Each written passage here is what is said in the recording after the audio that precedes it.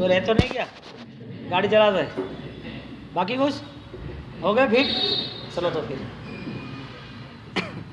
मछली की बात उल्टा देख रही है। संसार की बात सबसे बड़ी फाइट अपने विचारों की है। उस फाइट के नाते विश्व में दो प्रकार के लोग अपने अपने ढंग से अपने अपने विचारों से धर्म में जुड़ गए। कई धर्म ने छोटी सी बात पकड़ ली, कमजोर अवस्था पकड़ ली, और वो धर्म के नाते वो आगे निकलता गया। तो धर्म के नाते उसने कोई निर्माण किया तो वो आत्मा के स्रोत तक नहीं पहुंचा, यानी कि उसकी शुरुआत वो समुद्र से जुड़ी हुई नहीं थी, विराट तक जुड़ी हुई नहीं थी, शाश्वत तक। तो उसके वजह से उसने जो भी आराधना की, उस आराधना में एक व्यक्ति छोटा सा भी धर्म छोटे समय के लिए, थोड़े ही समय पहले निर्मित हुआ था, वहाँ जुड़ गया। एक व्यक्ति लंबे काल का जो धर्म है अध्यात्म का, आत्मा का, उससे जुड़ा तो है, लेकिन उसे फॉर्मूला पता नहीं है। उसको फाइट करनी थी लेकिन उसके विचारों से, क्योंकि वो करता कुछ है और सोचता कुछ है, यानी कि उसकी जो भी करने की क्रिया है, आप जो भी फॉलोइंग कर रहे हो वो आपके विचारों को साथ सम्मत नहीं है। आपके विचार जो है वो उसके साथ सम्मत हो जाते तो शायद आपके लिए आनंद आविर्भाव हो जाता, और आनंद का आविर्भाव जो भी होता वो आनंद के आविर्भाव के अंतर्गत आप बांटते ही रहते। अब सोचो दोनों चीज़, एक छोटा सा धर्म 50, 100, 150, 300, 500 साल में खड़ा हुआ है, छोटा सा, बहुत सारे धर्म है, किसी का नाम नहीं लेना है, और एक धर्म चिरकाल से लंबी यात्रा चल रही है कर्मवाद के नाम पर। दो चीज़ हुई, दो चीज़ में हमारा रोल क्या? एक। अब दूसरी बात, इतने धर्म होने के बावजूद भी ये धर्म करने वाला व्यक्ति, उनका खुद का मन, उनके खुद के विचार यदि उस ढंग से वो जुड़े नहीं हैं, और वो ढंग से न जुड़ने के नाते उसने जो भी अनुष्ठान किए, तो छोटा सा धर्म उसको वैल्यू ना किया, चलो मान लिया। लंबे काल से जो अध्यात्म का धर्म चला था, जिनने सबने पाया है, वो आप न पा सके, उसमें सबसे बड़ी दुविधा विचार थी। तो विचार के नाते यहाँ पर मनोदशा के भाव, हमारी भाव दशा जो है वो क्या हमें मैसेज दे रही है? तो फाइनली मैसेज ये आया कि धर्म करने वाला व्यक्ति आनंदित होता है, धर्म करने वाला व्यक्ति सत्य के करीब आता है। सीधी बात, सत्य है वह आनंद है, आनंद है वह सत्य है। तो जीव व्यक्ति आनंदित है या नहीं है? तो आनंद पूरा कब होता है, पूर्ण कब होता है? तो सीधी बात, साइंस के हिसाब से श्वास को गहरी लेते हो और न छोड़ो तो छोड़ना पड़ता है। तो जब भी कोई सुख पाया है, आनंद पाया है, वो आनंद आपने पाने के बाद आपने खुद ने बांटा नहीं है तो क्या करोगे? अगला भी अभी आनंद आपने पाया है और पाने के बाद आपने बांटा नहीं तो, श्वास ले ली और श्वास नहीं छोड़ी तो, श्वास छोड़नी नहीं है, पकड़ के रखनी है, तो क्या आनंद बढ़ता है? यानी कि आदमी जीवित रहता है? आदमी जीवित नहीं रह सकता है। ऐसे आनंद की बात है, सत्य की बात है। आपने सत्य पाया, अनुभव पाया, अब वो अनुभव को, वो आनंद को, वो खुशियाँ को, वो पुण्य को, वो सुख को वो बांटता रहता है। सुख को जिसने पकड़ के रखा, बांट ना पाया, वो दुखी होगा। लेकिन जगत की अवस्था तो विपरीत है, क्योंकि जगत ने पैसे को सुख मान लिया है। दूसरी बात, बांटता कौन? जो जिसके पास होता वो बांटता। अब आनंद क्यों नहीं बांट सकता? सुख क्यों नहीं बांट सकता? प्रेम क्यों नहीं बांट सकता? उसके पास हो तो ना। और दूसरी बड़ी मजे की बात, लोग मांगने फिरते हैं, जिसके पास कुछ है नहीं, वहाँ जिसके पास नहीं है वहाँ मांगने खड़े रहते हैं कि हमें दे दो, हमें मिल जाएगा। ऐसे कैसे संभव है? आनंद की यात्रा जब शुरू हुई तो वो यात्रा दोनों तरफ की थी, लेना देना दोनों तरफ था। व्यक्ति सिकुड़ गया, सिर्फ इकट्ठा किया, आनंद विस्तृत करता है, बाहर आता है। तो जब से श्वास ली, वो श्वास लेने के नाते श्वास गहरी गई तो बाहर भी गहरी छूटेगी। जितना आनंद गहरा, इतना आनंद विस्तृत होगा। यानी कि मनोविद का एक विश्लेषण है, मनोविद ने एक स्टेटमेंट दिया है, जो व्यक्ति गहरी श्वास नहीं ले सकता ना, वो दुखी रहता है। योग के विषय में तो है, लेकिन मनो के विषय में गहरी श्वास नहीं लेता है, समझ लो उसका आनंद भी गहरा नहीं होगा, तो ही गहरी श्वास नहीं लेता होगा, क्योंकि उसके आनंद को उसने पकड़ के रखा है। कोई भी चीज, कोई भी वस्तु सिकुड़ जाती है दुख के कारण। दुख आता है तो व्यक्ति कैसे मायूस हो जाता है। ऐसे कोई भी व्यक्ति ने दुख को पकड़ लिया तो दुखी हो गया। अब पैसा विपरीत अवस्था, आनंद बांटा जाता है तो बढ़ता है, पैसा बांटने से बढ़ता है कि कम होता है?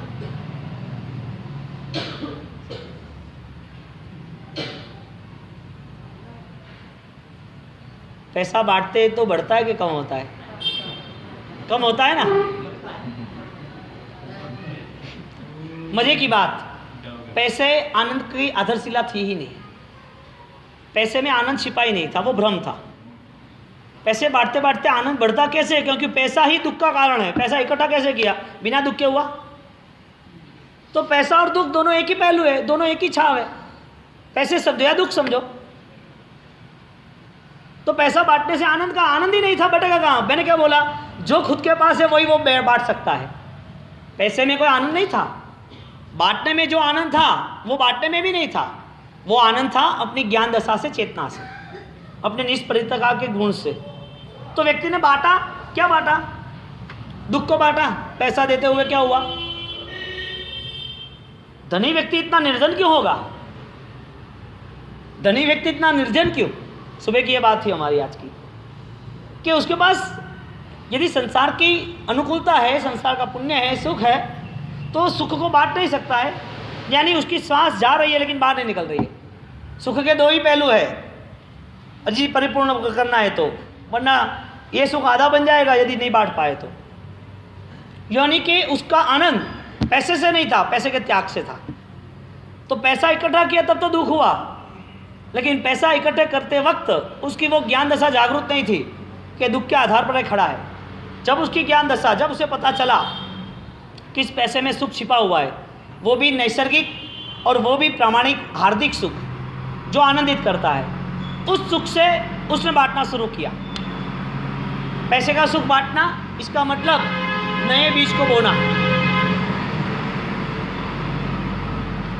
बोता जाता है ना किसान, नए बीज को।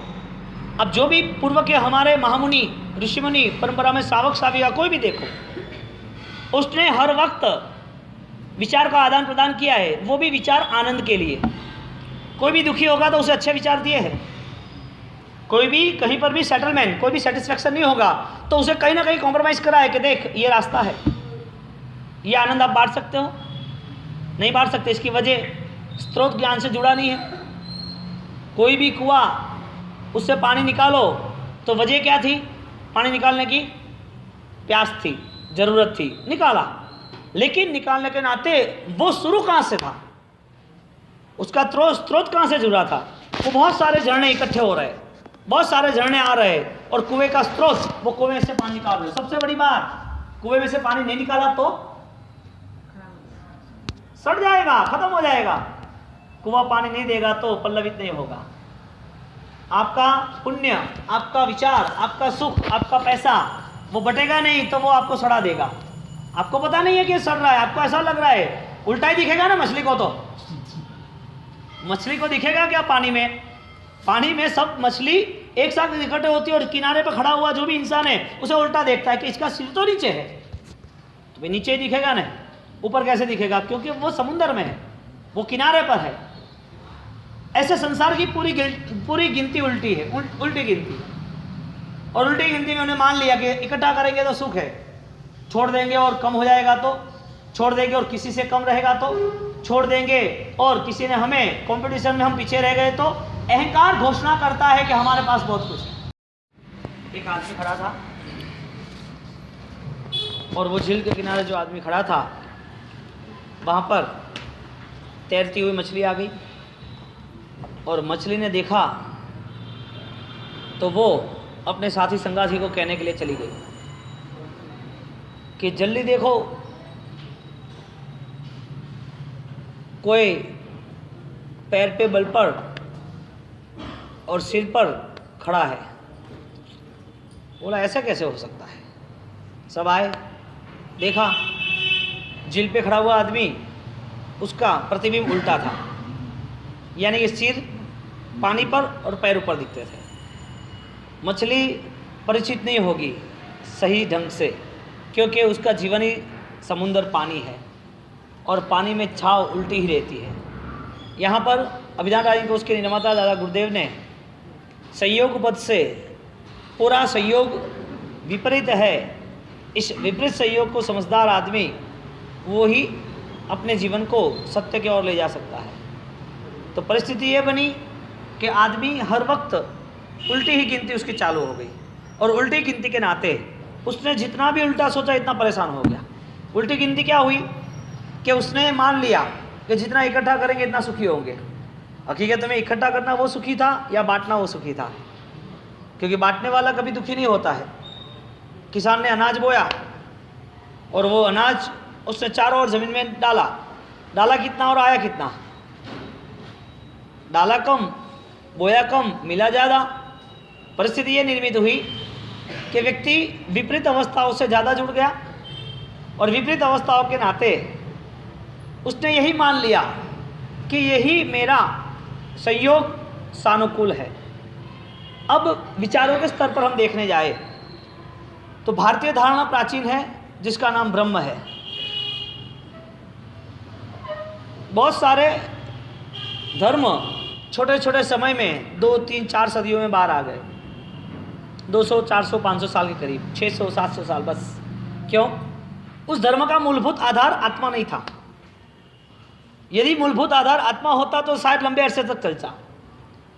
सुबह आज प्रवचन में बात हुई कि जैन धर्म यदि कर्मवाद से जुड़ा है, और कर्मवाद से जुड़ने के बाद यदि इनकी फिलोसॉफी यदि जगत का पूरा सत्य स्वरूप है, तो इतना छोटा क्यों, इतने कम व्यक्ति क्यों? और इसके सामने बौद्धिज्म, क्रिश्चियन मिशनरी, इस्लामिक, वो इतनी तैनात में, इतने सारे वर्ल्ड में चारों ओर क्यों? हिंदू धर्म इतना छोटा क्यों?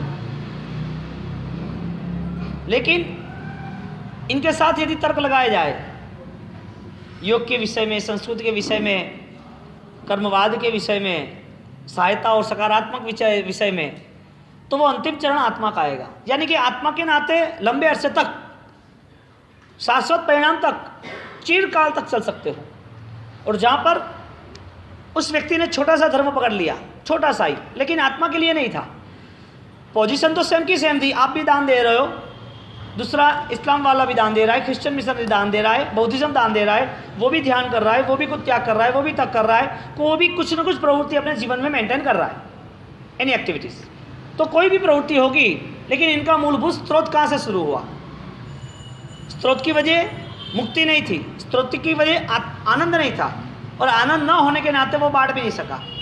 तो यहाँ पर धर्म की इतनी सारी परिभाषा होने के बाद धर्म के सही रास्ते तक पहुँचने वाले बहुत कम लोग रहे, क्योंकि जगत पूरा दिख रहा है कि कर्मवाद से आधारित है। तो जगत के जितने भी अनुयायी है, जगत में जो लोग भी कोई भी प्रवृत्ति कर रहे हैं, उसके पीछे यदि कोई रोल हो, अनविजिबल पावर, तो वो है कर्मवाद। वो रहस्य प्राचीन, गंभीर और मूल्यवान है। उस रहस्य को पाने के लिए सबसे बड़ी यदि आपको जीत पानी है तो वो है मन आधारित, विचार आधारित। आपके विचार पर आपने जीत पा ली, यानी कि आपके विचार आपके सहमत है, आप विचार करो वो हो सकता है, तो इसका मतलब ये हुआ कि आपकी जो भी फाइट थी वो दूसरों के प्रति नहीं थी, खुद के प्रति थी।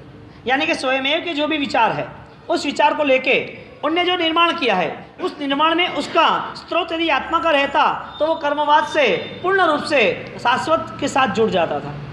लेकिन जो भी प्रवृत्ति हुई उसमें डिफरेंस रहा। आपने प्रवृत्ति की, लेकिन उस प्रवृत्ति के नाते आपने कोई शास्त्र पकड़ लिया था, लेकिन वो शास्त्र का नाम आत्मा था, लेकिन आपको वो आत्मा, अध्यात्म, वो शुद्धि, उस परिभाषा से कोई भी आपकी लेन देन नहीं थी। तो व्यक्ति ने जितने भी आराधना की, हम दो चीज़ देखने जाएंगे। एक तरफ जो भी कम समय में जो धर्म प्रकट हो गया, कम समय में जिन्होंने अपनी दुकान खोल दी, कम समय के लिए धर्म की शुरुआत हो गई, तो उसमें बहुत सारे लोग जुड़ गए। और एक बात सोचना आप, जो चीज़ ईजी है, मूल्य रहित है, कमज़ोर है, उसमें सब जुड़ जाएंगे, सब लोग जुड़ जाएंगे। और जो चीज़ ज़्यादा से ज़्यादा मूल्यवान है, उसमें जुड़ने वाले भी कम हो गए। सिंपल एग्जाम्पल है, मेगा गहना आभूषण यदि मूल्यवान है तो कौन खरीदेगा? जो श्रीमंत है और जो वीआईपी है वही खरीदेगा ना, सामान्य लोगों की बात नहीं। तो बात ये बनी कि मूल्यवान धर्म की परिभाषा क्या?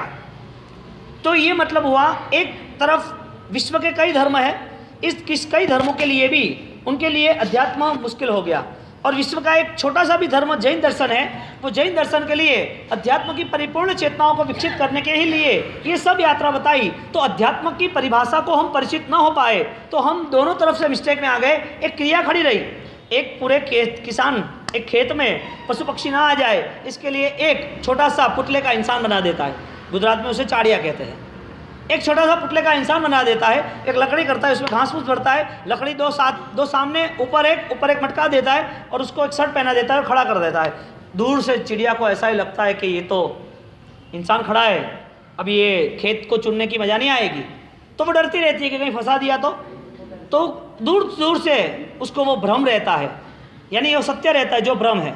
तो वो देखने के बाद उसे ऐसा लग रहा है कि ये जो भी है, जो भी परिस्थिति है उसमें मुझे पीछे जाना है। क्यों डिस्टर्ब कर रहे हो भैया, ऐसा क्यों?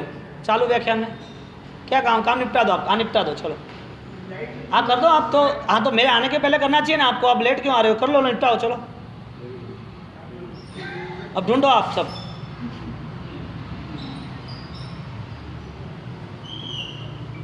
पोजीशन के साथ चलना चाहिए ना, इन्फॉर्मेशन के साथ कि हाँ भैया अभी चल रहा है, कि अभी आप बीचों बीच डिस्टर्बेंस करोगे तो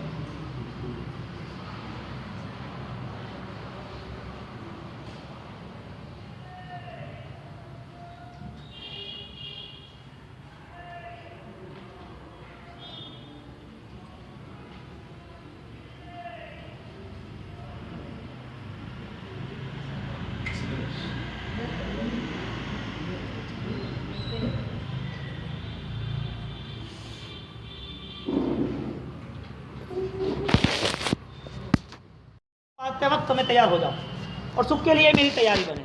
अब सुख के लिए जो भी तैयारी बनी वो आईने के बदलने की कोशिश बनी कि संसार को बदल लूँ, संसार के सुख को मैं पालूँ, संसार की अनुकूलता मुझे चाहिए।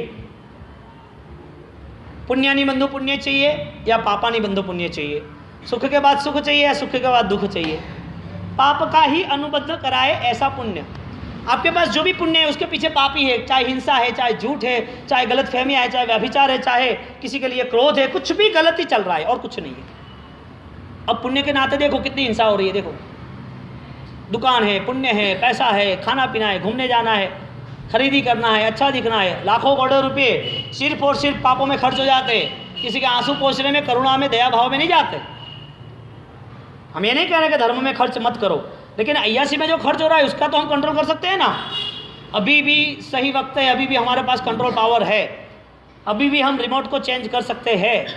हमारी चैनल हमें देखनी है वो हम चेंज कर सकते हैं, हमारे आधारित हमारा हक है, हमारा अधिकार है। लेकिन संसार की इतनी सारी दुविधा, इतना सारा माइनस, चारों ओर इतनी सारी परेशानियां खड़ी है कि उसके विचार तुरंत चेंज हो जाते हैं। उसके विचार में ऐसा परिवर्तन आता है कि वो अपने पूरा धर्म, पूरा जीवन, पूरा व्यतीत कर देता है। उसे पता ही नहीं कि पुण्य के बाद क्या है। गोपीनाथ मुंडे यदि हजारों करोड़ों का आसामी, प्रमोद महाजन, इतना सारा, उनकी सुरक्षा कोई नहीं कर पाया। अपना जीवन कहाँ जा रहा है और किसके लिए जा रहा है और क्यों जा रहा है? इस जीवन व्यतीत होने की मूलभूत अवस्था किसने निर्मित की थी? यदि कर्मों ने हमें ये जीवन दिया था जिसका नाम पुण्य है, और पुण्य के साथ यदि पुण्य निर्मित होता तो हमारे जीवन में मूलभूत रूपांतर अवस्था घटित होती, परिवर्तन तो होता ही होता। परिवर्तन नहीं हुआ, इसकी वजह एक ही ढूंढना कि हमें अभी तक कुछ पता ही नहीं है। हम जो भी कुछ कर रहे हैं वो कांच को बदलने की कोशिश कर रहे हैं। आईना बदल जाए तो मेरा रूप अच्छा हो जाएगा। व्यक्ति को बदलना चाहिए या व्यक्ति की बाहरी यात्रा को बदलनी चाहिए? खुद के विचार खुद के ही आदेश पे चलते हैं और खुद का एक कदम उठाए वो खुद के विचारों के बिना नहीं उठाए। अब आप पुण्य के साथ, पुण्य का अनुबंध जिसने भी किया उसके पास जो कुछ भी होगा वो सिर्फ और सिर्फ अध्यात्म, धर्म और सत्य के नाते ही होगा, आनंद के नाते होगा। और जो कुछ भी है उसका यदि सही उपयोग नहीं हुआ, जिसका नाम संयोग है, वो संयोग का सही उपयोग नहीं हुआ, इसका नाम पापानि बंधु पुण्य। इसके छोटे मोटे एग्जाम्पल गुरु गौतम स्वामी, कुमारपाल महाराजा, सोलसा, चंदनमाला, ये सब पुण्यानि बंधु पुण्य के एग्जाम्पल है। सारीभद्र, धन्ना अणगार, जगड़ूसा, पेथड़सा, मंत्री, आभू, अब ये सब दृष्टांत जितने भी है ये सब पुण्यानि बंधु पुण्य थे। श्रीमंत लेकिन सही उपयोग किया, देश से थे रूपवान, आकर्षित थे लेकिन तब त्याग में जुड़ गए, थे बलवान लेकिन जीव दया का पालन किया, परिवार के अंदर प्रतिष्ठित थे फिर भी नॉर्मल और नरम बने। गुणों के साथ उसकी यात्रा चली, पॉजिटिव पॉइंट कलेक्शन किया कि मैं पावरफुल कैसे बनूं। अब जिसके पास तुच्छता है वो भीतर से दरिद्र है, जो नेगेटिव लेके ही चलता है। क्रोध करने के लिए कोई चाहिए ना। आपको सिकंदर बनना है, एक बार सिकंदर की बात करने के लिए लोगों तो चाहिए नहीं चाहिए? खुद की यात्रा नहीं चल रही, लोगों की यात्रा कोई चाहिए बस साथ में। स्वयं की यात्रा चलती तो वो क्रोध कैसा, वो अहम कैसा। पैसे भी किसके लिए चाहिए? दुनिया तुम्हारी, चलो कोई नहीं है, तुम अकेले हो। ये दुनिया पूरी तुम्हारी, तुम अकेले हो। अब किसके लिए दीवार खड़ी करनी है वो बताओ? किसके लिए महल बनाना, किसके लिए बंगला बनाना? कोई है ही नहीं, तो बनाना किसके लिए? ज्ञानी ने किया जो भी है उसको ध्यान में नहीं रखोगे तो कुछ बनाने की कोशिश भी नहीं करोगे। यानी जो भी कोई आवश्यकता है उसका निर्माण होता है, लेकिन शौकों का निर्माण कभी भी नहीं होता है, क्योंकि शौक हर वक्त अधूरे रहते हैं। आवश्यकता खत्म हो सकती है, शौक खत्म कभी नहीं होते। इंजॉय कितना करोगे, कहाँ कितना इंजॉय करोगे? इंजॉय हर वक्त, अभी नहीं बाद में, अभी नहीं बाद में, क्योंकि हर वक्त परेशान होते हैं। सुख संसार का अधूरा है और अधूरापन के एहसास में वो ले जा रहा है, और वो अधूरेपन के एहसास में उसे परेशान कर देता है। तो आनंद को बांटना, पुण्यानि बंधु पुण्य। छोटे छोटे एग्जाम्पल हमें पता है कि शालिभद्र ने क्या किया, दान दिया। कौन सा दान दिया? पूरे संसार का त्याग कर दिया। मैना ने क्या किया? राजमहल छोड़ दिया। क्यों छोड़ा? उनको पता चला कि सही रास्ता तो ये नहीं है। अब जितने भी दृष्टांत सावक के, साविका के, या जो भी सावक साविका साधु बनेंगे, देखो कोई भी। झगड़ू शाह ने क्या किया? पूरे गुजरात को क्यों खाना खिलाया? पेथड़ शाह ने क्या किया? जो कुछ भी नहीं था, भिखारी था 25 साल तक, तो 30 साल तक तो भिखारी था, कुछ भी नहीं था, परेशान था, फटे टूटे कपड़े पहन के चल रहा था, दूर दूर तक अंतिम में बैठा था और बोला, बोल भाई धर्म क्या करेगा? आप बताओ। वो करूँगा, मेरे पास कोई है ही नहीं, क्या धर्म करूँ? बहुत कुछ है तेरे पास, बोल तो क्या करेगा? पाप के लिए कोई पैसा यूज नहीं करेगा ना। जीत हत्ती, कितना पैसा रखेगा? बस छोटा सा एक चांदी की सोनम और पूरी ज़िंदगी की चांदी की सोनम और चांदी का एक सिक्का मेरी ज़िंदगी पर चलेगा? नहीं। गुरु महाराज कहते नहीं कि इतना कर, ना बोल दिया तो कि 2, 3, 4 हजारों लाखों की संख्या में आ गया। एक मैं तो भिखारी हूँ, कहाँ लाखों की संख्या में गुरु महाराज आप कह रहे हो? तू इतना तय करना, तेरा पैसा कहीं पर भी तेरी दुर्बुद्धि को बढ़ाएगा नहीं। बस तेरा जो भी जीवन है वो दुर्बुद्धि से नहीं जुड़ा है। वो पेथड़ मंत्री बन गए, अट्ठावन किया, पैसा जो भी भरा वो तब करके भी आ गया। 3 दिन तक गिरनार की माला नहीं पहनूंगा जब तक पैसा जमा नहीं होगा तीर्थ में। कैसे विचार के राजा है लोग। पेथड़ मंत्री, भामाशाह, देदासा, राष्ट्र की रक्षा के लिए दे दिया दान। भामाशाह, लो उठाओ राणा प्रताप, राष्ट्र की रक्षा करो। करुणा कितनी, बोलो। आपका पुण्य किसी को सहायता में, यानी कि आपका पुण्य नया पुण्य बढ़ा सकता है। बहुत सारे दृष्टांत है, लेकिन मैं सीधा तत्व पर गया। अपने 1 महीने के पूरे जो व्याख्यान चले, उस व्याख्यान में कोई कहानी किससे इसके लिए नहीं किए कि डायरेक्ट विचारों से आपको छू जाए और आपको ये बैठे बैठे रात भर भी आपको पता चले कि नहीं सही में मुझको चेंज होना है कि नहीं होना है। यदि ना हो पाए तो वाह, धन्यवाद, कर्म के आधारित जीवन समझ लो, और हो पाए तो समझ लो का अध्यात्म के आधारित जीवन है। अब जो होगा वो आपके आधारित ही है, मेरे आधारित तो कुछ है ही नहीं।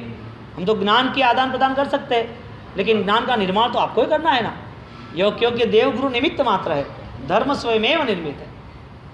पेथड़ सा कुमारपाल देख लो, 55 साल के बाद पता चला कि सही धर्म ये है, तो वो मरने के लिए तैयार हो गया, कटने के लिए तैयार हो गया, जलने के लिए तैयार हो गया। गुरु महाराज की चिता जल रही, तब रो रहा है कि गुरु महाराज मेरा पाप का उदय कि मैं राजा महाराजा बना और मैं दीक्षित ना बन सका, साधु की भक्ति ना कर सका, एक अन्न का दान नहीं दे सका। मैं रो रहा है गुरु की चिता पर कि आप मुझे ज्ञान दे के चले गए, अब मेरा जीवन कौन मुझे ज्ञान देगा? मंत्री पूछ रहे, राजा महाराजा आप रोते हो? हमारे भरत महाराजा वो परंपरा चली आदिनाथ भगवान से। पुण्यानि बंधु पुण्य के, मिला हुआ पुण्य कहीं पर भी मिसयूज नहीं होना चाहिए। मिला हुआ संयोग वो दुरुपयोग दुर्गति में नहीं ले जाना चाहिए। हमारे पास क्या कौन सा है योग, कौन सी सक्षमता है? जिंदगी की इतनी सारी फाइट होने के बाद अध्यात्म की कोई फाइट नहीं है हमारे पास। कितने संघर्ष से तुम आगे आ रहे हो, कितना इकट्ठा कर करके आगे आ रहे हो। अब मन के संबंधी जो करना है, विचार के संबंधी जो करना है, उसके लिए तैयार हो जाओ। तो पुण्यानि बंधु पुण्य, सुख के बाद सुख। अब आएगा पुण्यानि बंधु के बाद पापानि बंधु पुण्य, पाप का अनुबंध कराए ऐसा वो पुण्य। उसके लिए हम विस्तृत जानकारी बाद में लेंगे। 13 का कहती है कि हमारे पास इकट्ठा होना चाहिए। श्वास भर ली, श्वास छोड़ी नहीं, मरो बुरी तरह। अब तो क्या फाइनल मैसेज है, वरना ये कुछ होता ही नहीं संसार में। गुरु गौतम स्वामी उनने जब छोड़ा तो पाया कितना? गुरु गौतम स्वामी उनके विचारों से, वो थॉटलेस तो थे ही नहीं, सक्षम विचारशील व्यक्ति थे। और जब उनने परमात्मा महावीर को मिलन हुआ और परमात्मा महावीर को मिले, तब उनने 1400 शिष्य की परंपरा छोड़ दी। उनके पास रही हुई गर्भित विद्या थी वो भी छोड़ दी। उनके पास जो भी प्रभावक था, जो भी चमत्कार था, कुछ नहीं चाहिए मुझे नहीं चाहिए। दुख का कारण बना, जो सुख का कारण था वही दुख का कारण बना। श्वास, ऑक्सीजन, वो जीवन का कारण है कि मृत्यु का कारण है?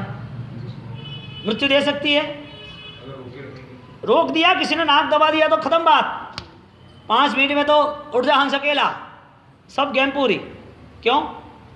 श्वास जीवन है या मृत्यु है? आनंद जीवन है या मृत्यु है? सुख बांटेगा वो जीवित रहेगा कि मर जाएगा? पुण्य है वो बांटना चाहिए, विचार है वो बांटना चाहिए। अच्छे विचार हो गए तो बांटेंगे। अच्छे विचार बांटेंगे कैसे? जो खुद का है ही नहीं वो दूसरे को देगा कैसे? खुद के पास वो संभावना ही नहीं है। पूरे दिन आप पैसे का चिंतन करो, पूरे दिन 1 महीने तक आपको पैसा कमाना, 1 महीने तक उसकी सोच बनाना, 1 महीने में रात दिन खाना पीना नहीं, पैसा पैसा, पूरे दिन रात 24 घंटे, 3 दिन में आदमी खत्म हो जाएगा। क्राइम ब्रांच में सबसे हार्ड और हार्ड, यदि कोई उनको गुनाह उकलावाना हो, कोई गुनाह उसको याद कराना हो, कोई गुनाह की सबूती लेनी हो, गुनाह की कबूलात करानी हो, तो सबसे बड़ी क्राइम में उसको सबसे बड़ी कोई सजा हो तो सोने नहीं देना। वैज्ञानिक ऐसे कहते हैं फिजिकल कि आप ज़्यादा से ज़्यादा 3 या 4 दिन तक रात को जग सकते हो, ज़्यादा नहीं।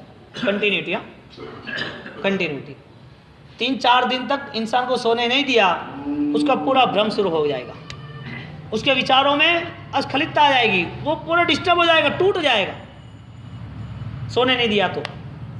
और आप मार्क करना, आप जब भी ज़्यादा जग रहे हो, यानी कि आपकी काम करने की तैयारी ज़्यादा है, तब इस देह को आराम चाहिए, साथ साथ मन को भी आराम चाहिए। बात यह है 24 घंटे तक आप पैसा या कोई भी चीज़ संसार के लक्ष्य इस विचारों में ले लो। आप अध्यात्म की बात छोड़ दो, सुख की बात छोड़ दो, आनंद की बात छोड़ दो, आपके पास जो है उसकी बात कर रहा है। आपके पास जो भी है उसकी पूरी सोच दिन रात बना के रखो। क्या होगा अंतिम चरण पर? वो दुखी हो जाएगा। श्वास जीवन का कारण था, वही श्वास मृत्यु का कारण हो गया। जिस विचार से तुम जी रहे हो उस विचार के नाते आपका दुख आपने पकड़ के रखा है, दुख छोड़ा नहीं, क्योंकि बाहर की यात्रा थी ना, विकास विस्तीर्ण बाहर का था, और वो बाहर की यात्रा के लिए हमारी तैयारी नहीं रही। और आप मार्क करना, जो पैसा बच्चों के सुख के लिए कारण बनता है, वही सुख के लिए जो पैसा था वो कारण बच्चे के लिए दुख का बन गया। क्यों? क्योंकि वो बच्चे संस्कारी नहीं रहे, दुनियादारी रही। दुनिया में ऐसा पता चला कि पिताजी के पास पैसा है, 3 हिस्से बंटवारे होंगे, 2 ही होने वाले, तीसरा नहीं होने वाला है, तीसरे को वो प्यार नहीं करते। क्या करा क्या उसने? मार डाला, केस किया, किडनैप कर दिया, ऐसा वैसा। क्यों? वजह क्या थी?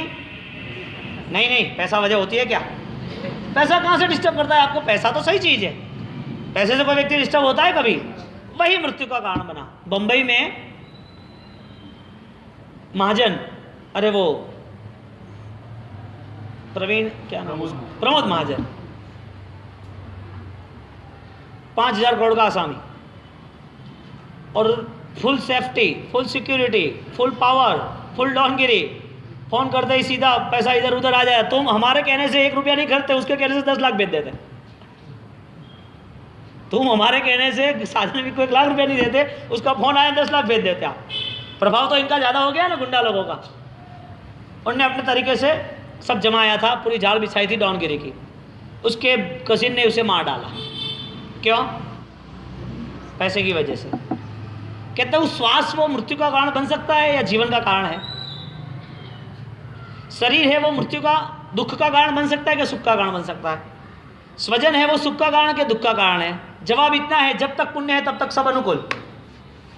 वरना वही चीज़ के पीछे हम पड़े तो वो चीज़ छोड़े क्यों? वही चीज़ के लिए इतना प्रयोग किया, इतनी पद्धति की, इतना जोलमल किया, उसको संभालने के लिए इतनी तैयारी की, तो इसके पीछे हम छोटे क्यों? तुरंत क्यों छोड़ दे, क्यों परेशान हो? तो यहाँ पर छोटी सी बात रही कि यदि पैसा दुख का कारण या संसार दुख का कारण या परिवार दुख का कारण, कोई दुख का कारण तो वजह क्या थी? वजह एक ही थी, सुख के पीछे सुख। उसके पास सम्यक ज्ञान नहीं था, उसके पास वो थॉट्स, वो विचार नहीं थे कि वास्तविक स्थिति अध्यात्म की होनी चाहिए। तो जगत के जो छोटे मोटे धर्म लास्ट 5th सेंचुरी के अंतर्गत 500 सालों के अंतर्गत खड़े हो गए, उसके पीछे दुनिया लग गई, लेकिन सुख नहीं मिला। तो संसार के नाते तो सुख ना रहा, धर्म के नाते भी चालबाजी हो गई, यानी कि दुखित रहा। तो संसार को माना गया कि संसार सुख नहीं देगा। ऐसे लॉजिक से आपको पता चला कि हाँ पैसे ने इसको मार डाला, लेकिन जगत पूरा तो पैसे के पीछे। आपको ऐसा लगा परिवार ने इसको मार डाला, किडनैप किया, फिर भी परिवार तो उसके साथ है। तो आपके पास वो लॉजिक था, तर्क था कि 1% ही ऐसा होता है पैसे वालों के पास। आपके पास वो लॉजिक था। मैं जो कह रहा हूँ, क्या पैसे वाले सबका मौत हो जाते हैं, सबका सुसाइड हो जाता है? परिवार वाले सब एक दूसरे को घृणा करते, मारने के लिए तैयार है। शरीर होने के नाते सबकी शरीर में पीड़ा और दुख देता है, वो तो 1% ही होता है, 99 तो नहीं होता है। तो दुनिया तो चल रही है ना पैसे के पीछे, परिवार के पीछे, यहाँ पर शरीर के पीछे। बात ये थी कि शरीर सुख का कारण, दुख का कारण, धन, परिवार, ये सब सुख का या दुख का कारण। तो जवाब था कि दुख का कारण। तो उसका जवाब आपके मन के आधारित, आपको जो पसंद है वो, कि वो तो 1% ही था, 99% तो प्लस ही है ना। और उसका भी फाइनल आंसर, यदि 1% में आपका नंबर होता तो 99 में आपका नंबर हो, वो अच्छी बात है, आपको दुखी ना मिले, लेकिन क्या कर्मों के मंजूर है? तो ये आत्मा से जुड़ा हुआ कर्मवाद का सिद्धांत था, जो आत्मा का सिद्धांत अनादिकाल अनंत काल तक चलने वाला है। जो आत्मा के सिद्धांत से जुड़ने वाला, उसे उल्टा दिखता नहीं है, उसे सीधा ही दिखता है। वो मछली है, इसके लिए उल्टा दिखता है। मछली जमीन पर आएगी तो पता चलेगा क्या है, जमीन पर आती नहीं है, इसके लिए उसकी उल्टी गिनती है। तो बात यह रही कि व्यक्ति ने अपने जीवन में यदि सुख को पाने की कोशिश की तो सुख बांटने से मिला या इकट्ठा करने से मिला? बांटने से सुख मिला। तो व्यक्ति यदि अपना ममत्व त्याग कर सकती है, मोह का त्याग कर सकती है, तो वो बांटना उसका सार्थक बना। नहीं बांट सकेगा और दुख दिखेंगे। भगवान की बात कभी भी अन्यथा नहीं होती। परमात्मा ने जो केवल ज्ञान में देखा है वो कभी भी असत्य नहीं है। इसके लिए प्राचीन भारत की पूरी धारणा अध्यात्म पे आधारित रही, और अध्यात्म पे आधारित रही तो हमारे यहाँ सिर्फ जैन दर्शन में संसार का त्याग नहीं बताया। जैन दर्शन के अलावा वैशेषिक दर्शन, सांख्य दर्शन, वो दर्शन सब हिंदू धर्म के फाटे हैं। दर्शन यानी देखना, मान्यता। तो ये सब मान्यता वाले, वो वहाँ पर मान्यता रही तो सब संन्यास स्वीकारने लगे। तो संन्यास चले कि ना चले? आज आप बद्रीनाथ, केदारनाथ, हरिद्वार, वहाँ पर जाओ, मठों के मठ, हजारों लाखों की संख्या में आपको सन्यासी मिलेंगे भगवे रंग के। तो दुनिया में संत और सावक, संत और साधक, संत और सामित्व यानी गुरु और शिष्य, उनका तालमेल, उनका जो भी कॉम्प्रोमाइज, उनकी जो भी यात्रा रही, उसमें मूलभूत कारण आत्मा था। अब आत्मा को सुख देना है तो उसके पास ज्ञान विचार, और वो ज्ञान विचार से यदि सुख पाता ही है तो वो सुख बांटता रहता है। यदि होगा तो हमें ये सोचना है कि संयोग पद से यदि कर्म के आधारित हमारे पास कोई सुख है तो वो कौन सा सुख है? विचारों का सुख है तो गुरु गौतम स्वामी के पास था, तो आपको गुरु गौतम की आराधना करने का काम नहीं, क्योंकि आपकी आत्मा भी गुरु गौतम बनने वाली है। कल आपकी आत्मा भी प्रभु महावीर के जैसी केवल ज्ञान की अवस्था, सिद्ध अवस्था में पहुंचने वाली है। तो हमारे पास विचार के सुख के लिए हमारे पास क्या था और विचार के सुख के लिए हमने क्या किया? यदि कुछ किया होता तो हमारी अवस्था ये क्या होती? विचार का सही ढंग से उपयोग भी नहीं हुआ, विचार का लेन देन भी नहीं हो पाया हमारे पास।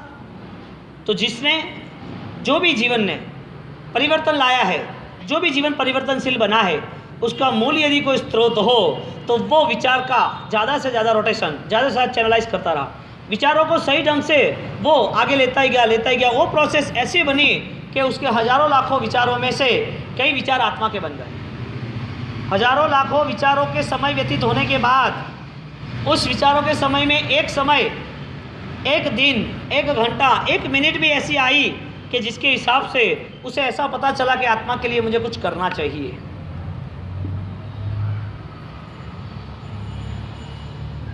व्यक्ति जब श्वास लेता है ना तो उसकी छाती विस्तृत हो जाती है, फूल जाती है। छोड़ता है तो भी श्वास लेना छोड़ना वो प्रक्रिया देह की पता चलती है। और पुण्य की प्रक्रिया, बात थी पुण्यानि बंधु पुण्य की, और पुण्यानि बंधु पुण्य की जो बात थी वो पुण्य का अनुबंध कराए ऐसा ही पुण्य। मेरे पास जो भी मैनेजमेंट है वो मैनेजमेंट और पावरफुल कैसे बने, मेरे पास जो भी सुविधा है वो सुविधा ज़्यादा कैसे बने, मेरा जो भी कार्य है उस कार्य में और नई कुशलता कैसे बढ़े, मेरी जो भी सफलता है उसमें और मात्रा में सफलता कैसे बढ़े, मेरा जो भी पुण्य है उस पुण्य में ज़्यादा पुण्य कैसे बढ़े। यानी कि पुण्य का उपयोग या दुरुपयोग, सुख के पीछे सुख या सुख के पीछे दुख, वो दो चीज़ हम सोचते हैं।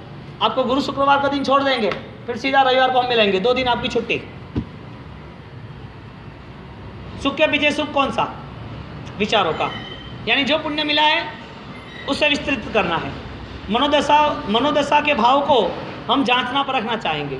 गुरु गौतम स्वामी ने ना छोड़ा होता तो 1400 शिष्य के जगह पर 50,000 शिष्य ना मिलते। 50,000 केवली के गुरु, ऐसा कैसा सुख बांटा?